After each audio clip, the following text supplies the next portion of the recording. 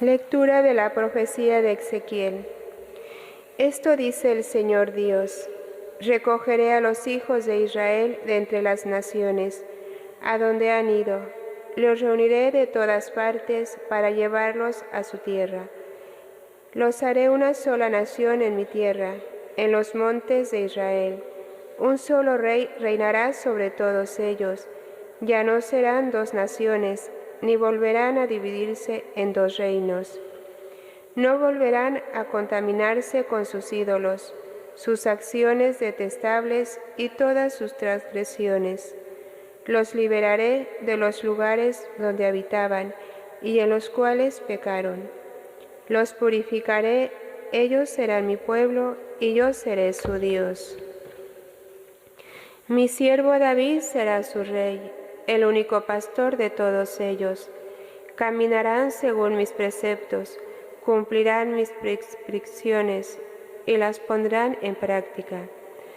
Habitarán en la tierra que yo di a mi siervo Jacob, en la que habitaron sus padres.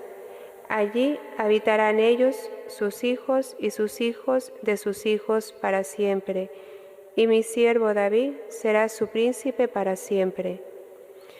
Haré con ellos una alianza de paz, una alianza eterna. Los estableceré, los multiplicaré y pondré entre ellos mi santuario para siempre. Tendré mi morada junto a ellos. Yo seré su Dios y ellos serán mi pueblo. Y reconocerán las naciones que yo soy el Señor, que consagra a Israel, cuando esté mi santuario en medio de ellos para siempre. Palabra de Dios. El Señor nos guardará como un pastor a su rebaño. El Señor nos guardará como un pastor a su rebaño. Escuchad, pueblos, la palabra del Señor, anunciadla en las islas remotas. El que dispersó a Israel lo reunirá, lo guardará como a un pastor a su rebaño. El Señor nos guardará como un pastor a su rebaño. Porque el Señor redimió a Jacob, lo rescató de una mano más fuerte. Vendrán con aclamaciones a la altura de Sión, afluirán hacia los bienes del Señor. El Señor nos guardará como un pastor a su rebaño. Entonces se alegrará la doncella en la danza, gozarán los jóvenes y los viejos. Convertiré su tristeza en gozo, los alegraré y aliviaré sus penas. El Señor nos guardará como un pastor a su rebaño. Apartad de vosotros todos vuestros delitos, dice el Señor, renovad vuestro corazón y vuestro espíritu.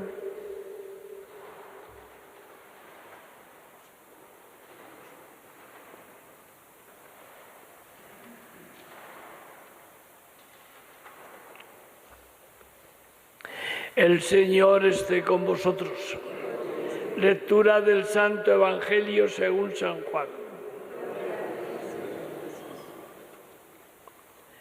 En aquel tiempo muchos judíos que habían venido a casa de María a ver lo que había hecho Jesús creyeron en él. Pero algunos acudieron a los fariseos y les contaron lo que había hecho Jesús.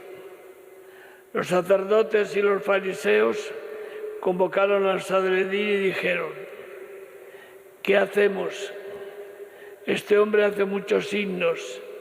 Si lo dejamos seguir, todos creerán en él, y vendrán los romanos y nos destruirán el lugar santo y la nación. Uno de ellos, Caifás, que era sumo sacerdote aquel año, les dijo: vosotros no entendéis ni palabra.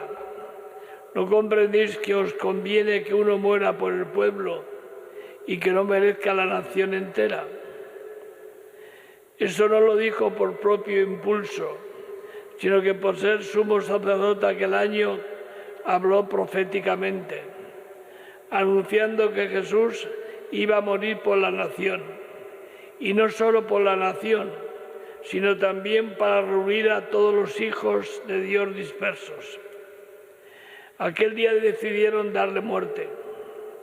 Por eso Jesús ya no andaba públicamente entre los judíos, sino que se retiró a la región vecina al desierto, a una ciudad llamada Efraín, y pasaba allí el tiempo con sus discípulos. Se acercaba la Pascua de los judíos y muchos de aquella región subían a Jerusalén antes de la Pascua para purificarse. Buscaban a Jesús y estando en el templo se preguntaban: ¿qué os parece? ¿Vendrá la fiesta? Y los sacerdotes y los fariseos habían mandado que el que se enterase de dónde estaba les avisara para prenderlo. Palabra del Señor.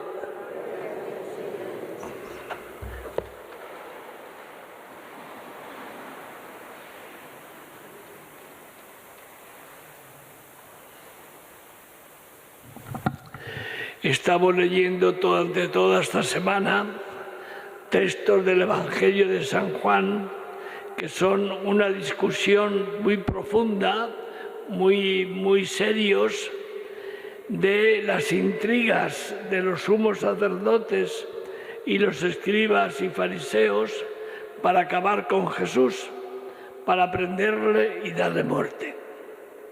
Hoy el Evangelio lo deja muy claro al final. Se reúne el Sanedrín y deciden darle muerte a Jesús. Pero Caifás, dice el texto de Juan, hace una profecía. Conviene que uno muera por todos.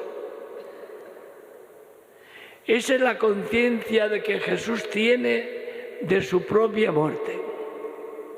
Jesús no va a la muerte como un facineroso, como alguien engañado. Jesús va a la muerte porque Él quiere hacer la voluntad de su Padre. Y la voluntad de su Padre es que Él muera para que el mundo tenga vida y vida eterna. Que Él muera para derrotar los dos grandes enemigos de la persona humana: el pecado y la muerte.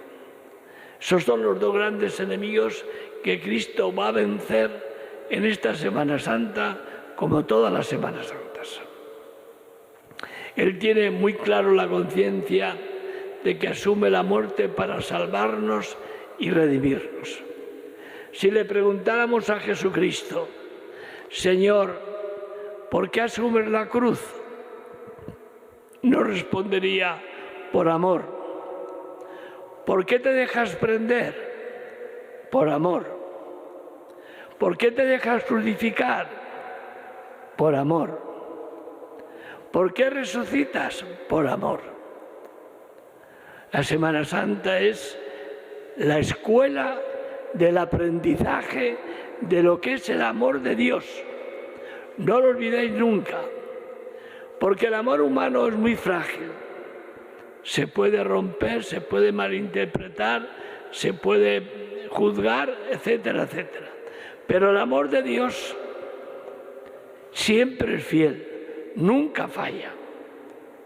Entramos a la Semana Santa para vivir la experiencia del derroche del amor de Dios sobre nosotros.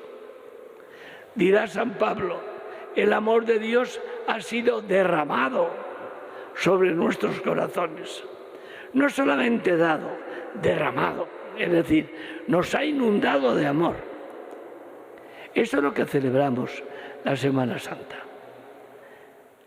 La experiencia de que tanto amó Dios al mundo que entregó a su propio Hijo, para que todo el que crea en Él tenga vida y vida eterna. Eso es lo que celebramos. Por eso mañana o esta tarde, ya cuando leamos los textos del Domingo de Ramos, se leerá la segunda lectura, la carta a los filipenses. Y San Pablo decía a sus cristianos de Filipo: tened entre vosotros los mismos sentimientos de Cristo Jesús. Esto es lo que yo deseo a todos vosotros que estáis aquí en la Basílica y a los que estáis en la televisión. Tened entre vosotros esta Semana Santa los mismos sentimientos de Cristo Jesús. ¿Cuáles fueron sus sentimientos? Se hizo pobre, obedeció y murió por nosotros.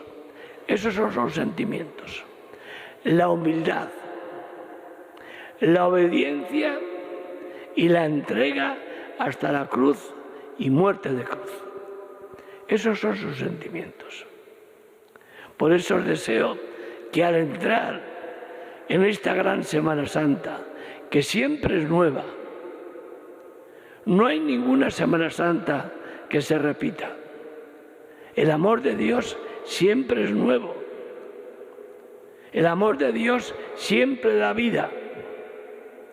El amor de Dios siempre nos invita a renovar el amor humano, que se puede renovar cuando hay dificultades, cuando hay problemas y cuando hay disgustos.